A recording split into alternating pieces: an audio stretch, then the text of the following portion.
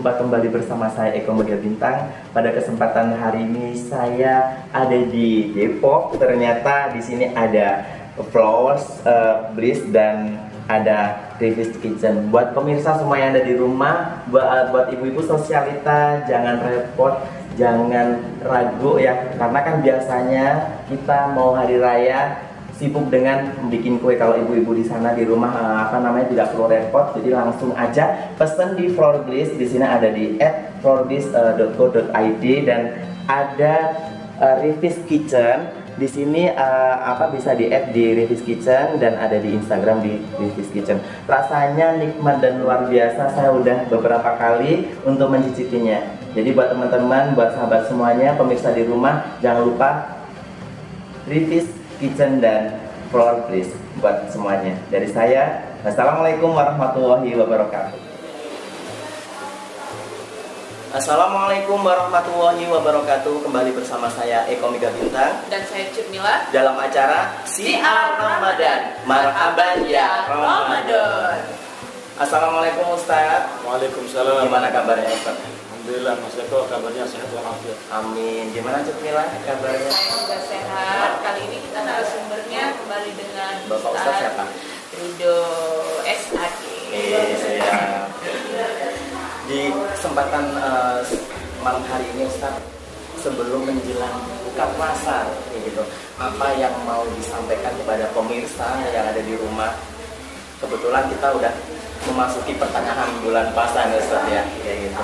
Apa saja kayak gitu kan, soalnya kita milah ya di waktu buka, di waktu sahur kayak gitu ya, di waktu menjelang mau sahur, kegiatan apa saja sih yang kita mau jalankan, kita lakukan gitu. Karena kan kita selalu nunggu azan tuh ya, ada aba-aba tong baru kita baru kita mau bersahur kayak gitu kan. Kalau sahur kan itu mau imsak, iya bunyi kayak gitu. Nah, itu saya baru tahu yang bunyinya tong ya.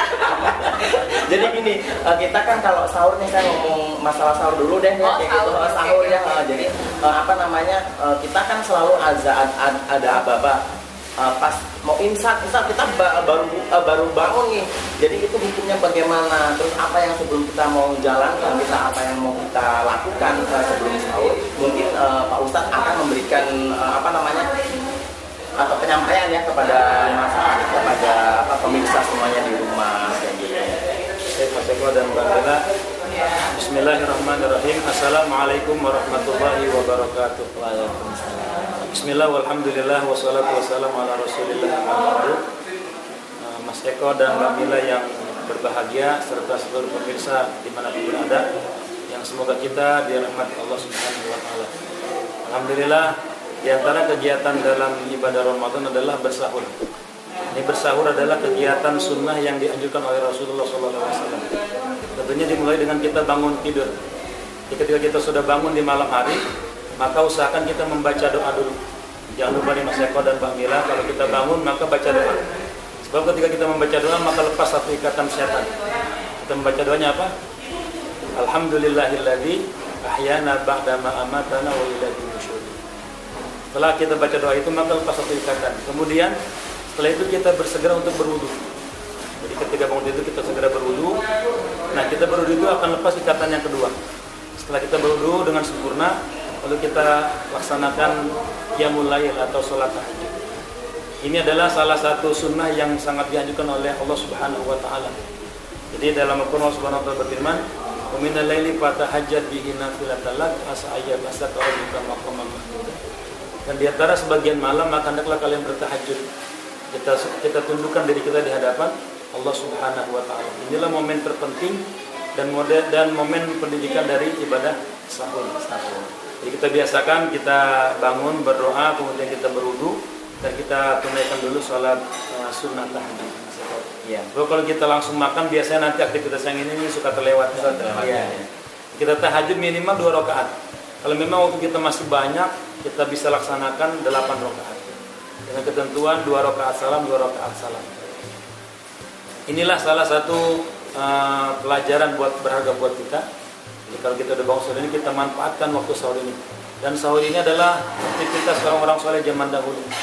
Jadi orang-orang soleh itu ketika mereka bangun, lalu mereka melaksanakan qiyamul lail, dan di saat mereka sudah bangun di malam hari itu mereka beristighfar kepada Allah Subhanahu wa taala.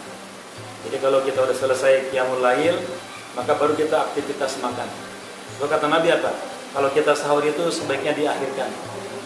Jadi setengah jam sebelum menjelang waktu subuh kita upayakan baru sahur. Jangan sampai jam 3 kita bangun langsung kita makan. Nanti setelah itu kita akan kelamaan nunggu waktu subuhnya. Jadi pemirsa seperti itu.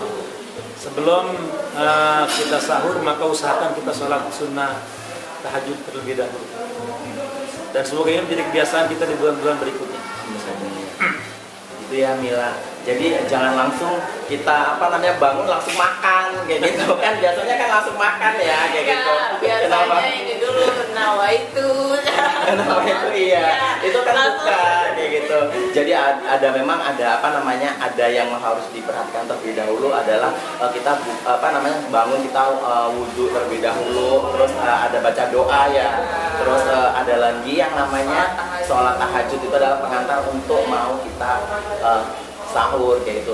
Ustaz, kita berhenti sejenak, kita mau iklan dulu Ustaz ya kayak gitu. Silakan. Ini ya pemirsa semuanya dimanapun Anda berada, pemirsa yang ada di rumah maupun yang di studio semuanya, dengan sangat berbahagia kali ini kan kita mau hari raya ya Ustaz. Kan kita sekarang udah mau hari raya, pasti mau kue-kue dong kayak gitu. Terus ada lagi juga kan kita kan setiap hari itu kan ada yang namanya kita sholat tarawih kayak gitu.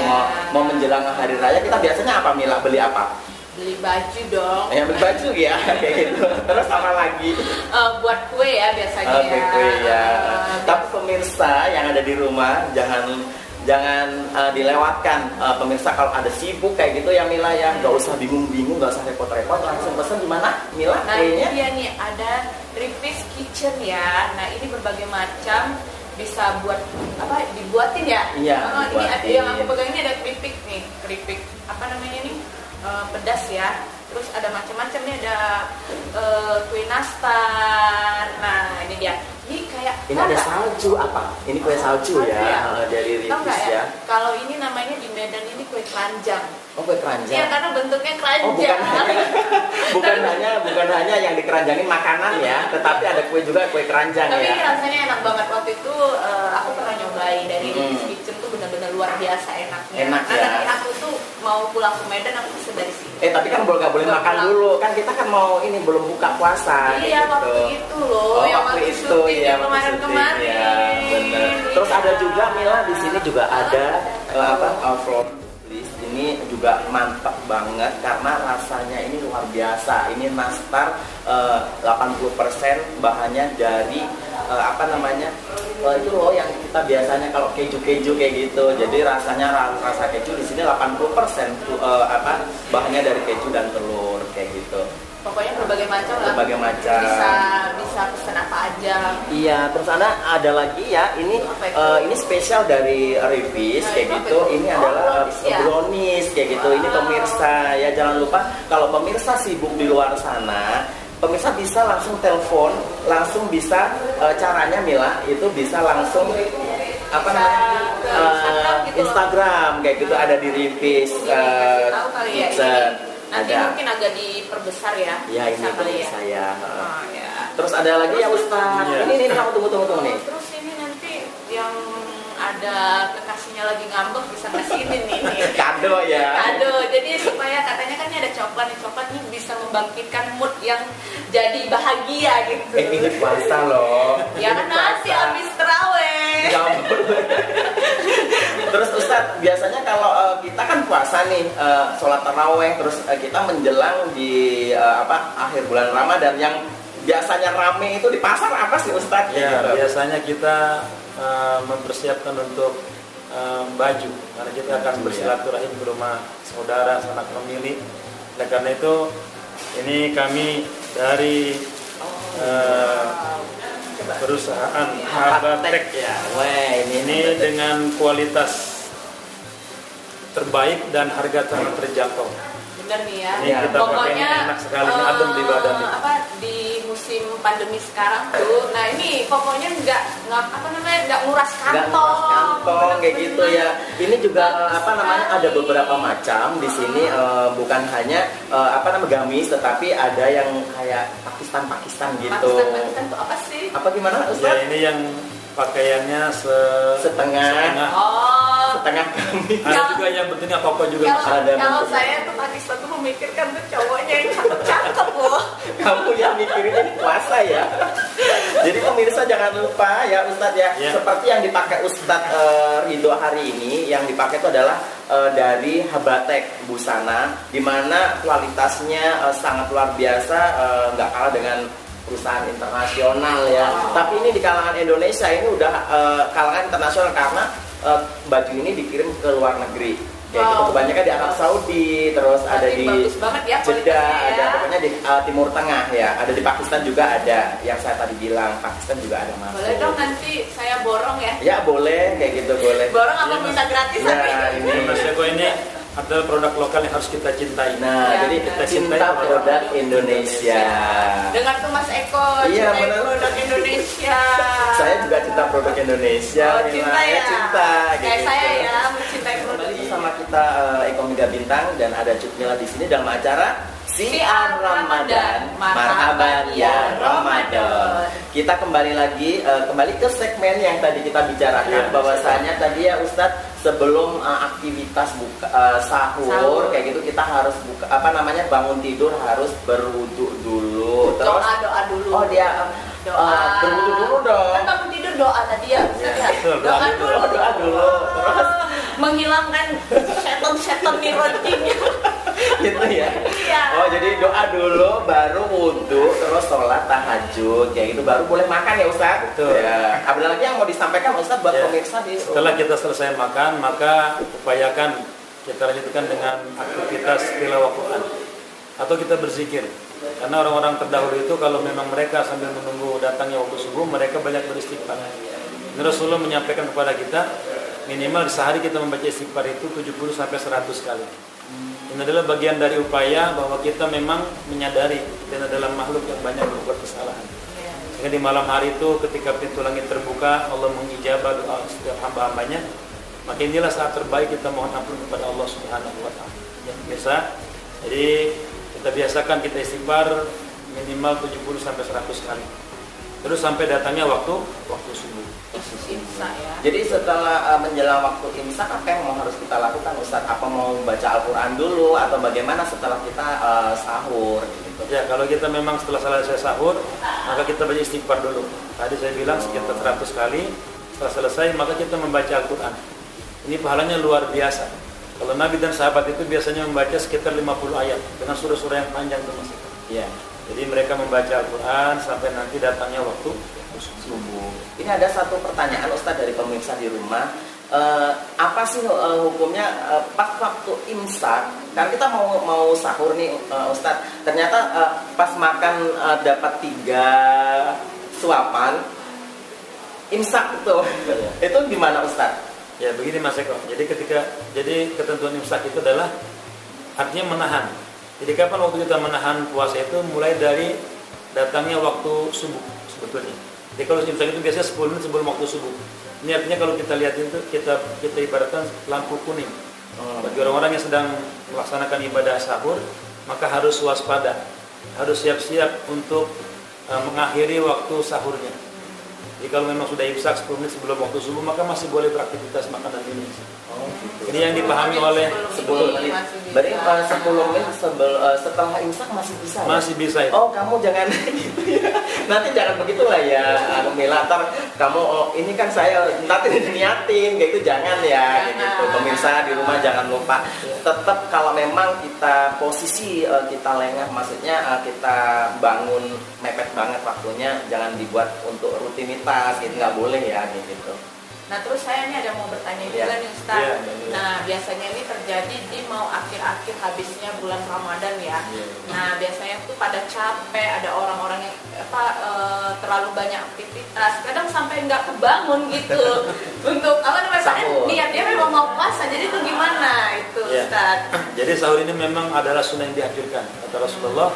tasaharu fa inna fis sahuri barokah. Bersahurlah kalian, maka dalam sahur itu ada keberkahan. Jadi dengan sahur ini adalah salah satu upaya untuk mengisi perut kita. Tujuannya agar nanti ketika di siang hari kita nggak terlalu letih, nggak terlalu lapar, nggak terlalu haus. Tujuannya seperti itu. Jadi kita punya energi. Kalaupun kita memang tidak keburu untuk sahur, misalkan kita kesiangan, maka yang penting kita niat. Jadi kalau orang yang berpuasa tidak sahur, maka boleh. Selama dia tidak ada aktivitas makan setelah waktu subuh itu. Subuh, gitu. Boleh. Jadi kalau seandainya tidak dia lupa maksudnya berdoa kan biasanya niat itu gimana, masih bisa nggak gitu ngaji? Ya masih bisa, makanya kita niat itu di malam hari. Oh, Jadi kita siangnya bangunnya kesiangan. Tidur boleh. ya berarti. Ya, di malam hari. Ya, mungkin itu ya buat pemirsa kadang semuanya di suka rumah terjadi ya. gitu, Ustaz, kecapean, aduh ternyata udah jembar jam 7. Kadang-kala juga faktor malas kayak gitu. Asal jangan gini, kalau di daerah kami ya, daerah Sumatera Utara itu khususnya di Medan tuh bilangnya apa, di Siantar puasa iyang iuk pagi-pagi buka priuk. Tahu nggak priuk itu kayak tempat apa yang makanan itu gitu. Iya. Asal jangan itu terjadi gitu. Biasanya kan faktor malasnya tadi itu yang bikin syaitan tadi yang mengganggu kita. Jadi mungkin itu aja ya pemirsa tausiah pada malam hari ini. Kita menjelang buka puasa kita ucapin buat ini Ustadz pemirsa di rumah. Ya. Baik bagi pemirsa yang budiman. Jadi sekali lagi mari sama-sama kita niatkan untuk bangun sahur. Dengan bagaimanapun kondisi kita awali tidur lebih awal agar nanti mudah bangun di malam hari untuk saya ini. Kalau kita tidurnya di malam hari larut malam, ini kadang-kadang memang kita udah malas bagi dari air itu, maka ini perlu kita sikapi dan kita siasati agar mudah untuk bangun di malam hari untuk bersama. Baik itulah pemirsa tausiah dari Ustadz Jainal Ridho SAG yang memberikan motivasi buat kita semua, pembelajaran buat kita semua, khususnya pribadi kita semuanya. Mila mungkin ada yang mau disampaikan lagi sebelum kita tutup acara? Ya, udah terjawab semuanya. Tadi ya. Yang berikutnya gitu. Berikutnya ya. Yaudah pemirsa, dari saya akhiri. Wassalamualaikum warahmatullahi wabarakatuh. Masih bersama saya Eko Mega Pinta Dan saya Cumila dalam acara Siar Ramadan. Marhaban ya Ramadan.